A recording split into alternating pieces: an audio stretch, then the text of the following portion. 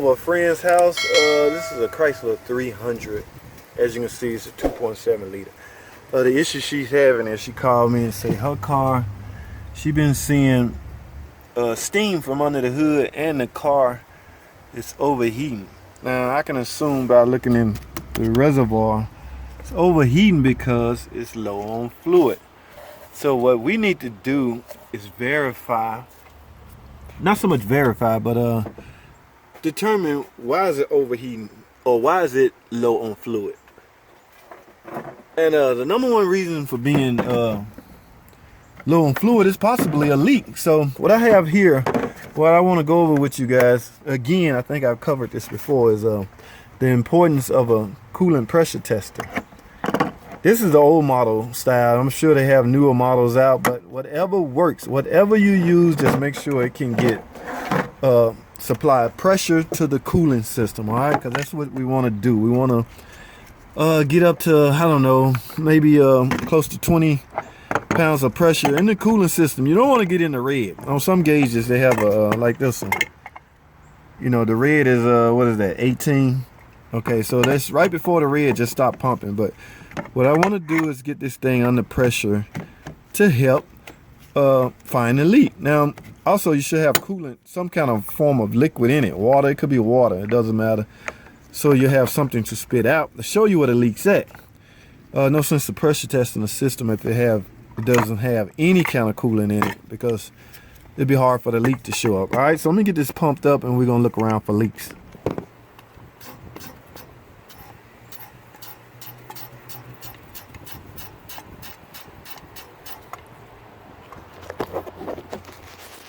Okay, ladies and gentlemen, this thing won't even pump up. That means the leak is that large.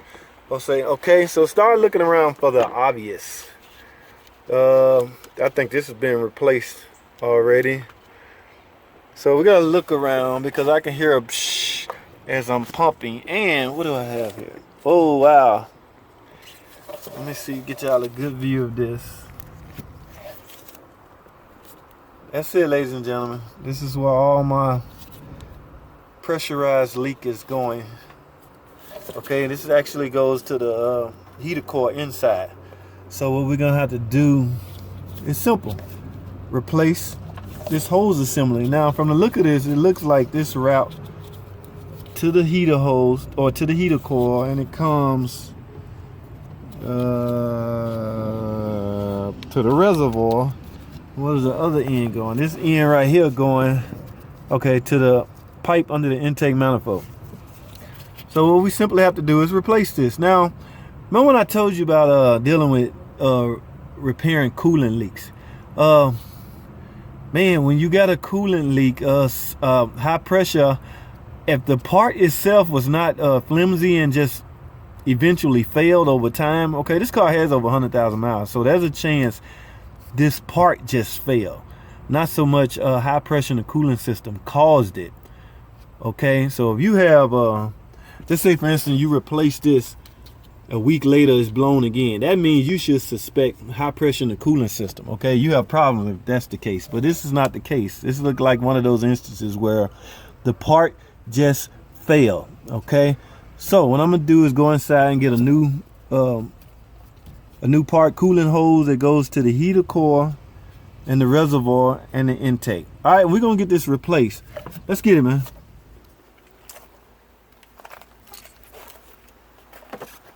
Okay, here's my new hose.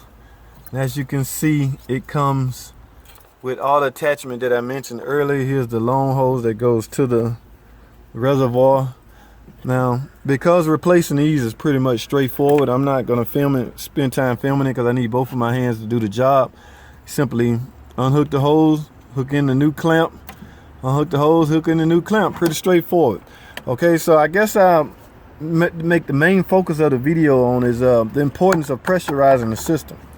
Okay, even if you're unable to obtain pressure, as so this case, that's a true sign that you have a huge leak, which could be a good thing, which probably means it should be easy to find. All right, so I'm gonna wrap this video up, and also after you finish replacing the broken part, which is this hose, you will have to bleed the system. Refill and bleed. Here's your bleeder port right here. If I get time, I will film that portion, but it's pretty straightforward. You fill the coolant up until coolant come out of here. That's pretty much an indication that you have all the air out of the system. Because like I said before, the heater core, the heater system is part of the coolant system, okay? It has to be bled also. So here's the heater port on this particular engine. It varies from engine to engine. They're all over the place on some engines, okay? This is a 2.7. So here's the bleeder port right here. I'm gonna fill the coolant up and bleed it at the same time after the repair is done. Go in with fresh new coolant. All right, and that should hold you, ladies and gentlemen. Thanks for watching. Comment, subscribe, and I'll see y'all in the next video. All right, ladies and gentlemen, welcome back. I'm gonna go ahead and I went ahead and open this video back up. We're gonna go ahead and bleed the coolant system. This one I just got through replacing the heater hose back there that was leaking. That's son putting a shade on my work. All right, so bleeding this system is pretty simple, man. Like I say, this is the bleeder screw. Simply open it and fill. What I'm gonna do is add double protection to it. Okay, so I'm gonna use my funnel, my bleeder funnel. I love this thing, man. I don't know what we was doing before. I guess we was doing it the regular way, but I would simply take a 3/8 wrench, open the bleeder screw, and fill the coolant system up. Notice this brand new 5-year Mopar Chrysler coolant. You can use whatever your car recommend. Okay, I'm not gonna say use anything, but take pride in the fluid you put in your car. All right, let's fill this thing up. And all we're doing, like I say, is watching the bleeder screw. See when fluid come out.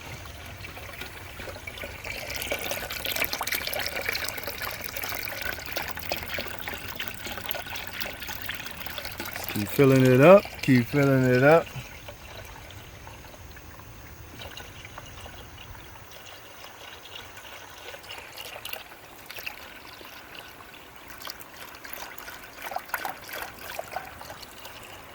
Sometime in extreme cases, I have to start the car up.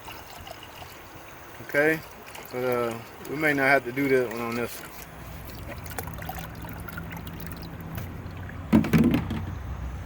And remember I told you last time, sometime you have to take it all the way out.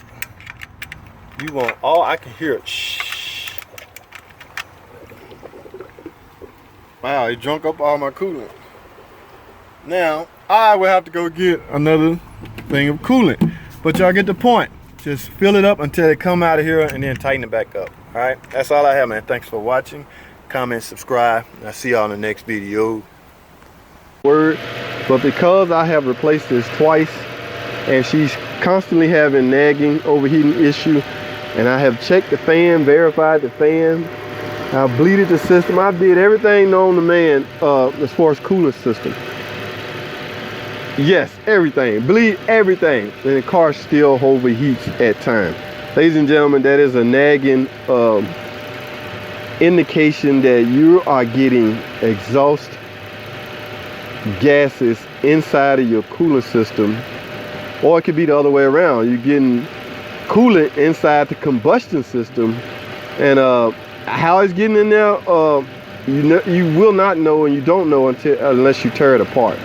Okay, but for the most part, something is not right, and the best way to find out what's not right or what was going wrong is to tear it apart. That I will not do, because this is a 2.7 liter engine. It's not really working. So I would recommend that she replace the engine. And now I checked the codes the other day, misfire codes. Misfire is counting. Ladies and gentlemen, all the secondary ignition is new. These are new plugs, new coils, new everything. Nagging misfire and nagging overheating usually is an indication that you're getting exhaust gases inside the coolant system. You're burning water.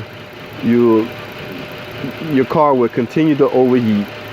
And if I've even replaced the radiator on this car. Okay, this is all her request. Okay, she's know a little bit about cars, so she just bring me parts and tell me to replace such and such. But I'm done. Not wasting any more time or any more of her money, her hard-earned money on this car. she needs an engine or a new car. It's not a bad looking car. 2010 Dodge Charger. She had this sucker dropped off at my house. All right, this video is too long, so I'm gonna end this video right here, man. Thanks for watching.